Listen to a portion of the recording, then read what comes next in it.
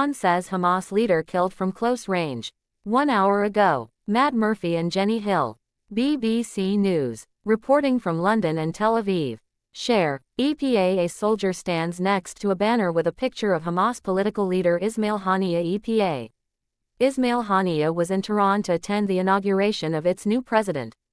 Hamas political chief Ismail Haniyeh was killed with a short-range projectile fired from outside his guesthouse in Tehran, Iran's Revolutionary Guard Corps (IRGC) says.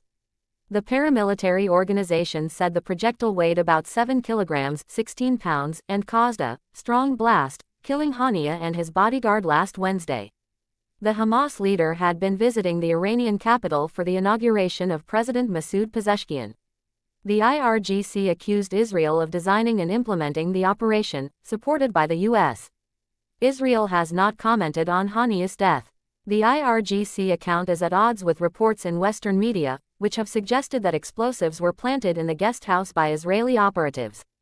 The failures surrounding Haniyeh's death, especially on a day marked by intense security, have caused embarrassment for Iran and the IRGC. Dozens of IRGC officers have been arrested or dismissed in the days since Haniyeh's death, The New York Times reported on Saturday. The paper said the organization's intelligence agency had taken over the investigation. Staff members at Haniyeh's guesthouse have been interrogated and their phones and other electronics have been seized, it added. Meanwhile, the security details of Iranian politicians have been overhauled. Supreme Leader Ayatollah Ali Khamenei led prayers for Haniyeh on Thursday, but was whisked away soon after the ceremony by his security detail. The IRGC's statement on Saturday came after Britain's Daily Telegraph said Haniyeh was killed by bombs planted in his room by agents of Israel's Mossad intelligence agency. Citing Iranian officials, the paper said 2 Mossad agents had entered the guest house and planted explosives in 3 rooms.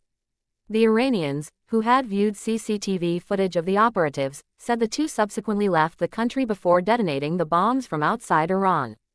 The New York Times also reported that Haniyeh was killed by explosives detonated in his room, saying they could have been planted up to 2 months earlier.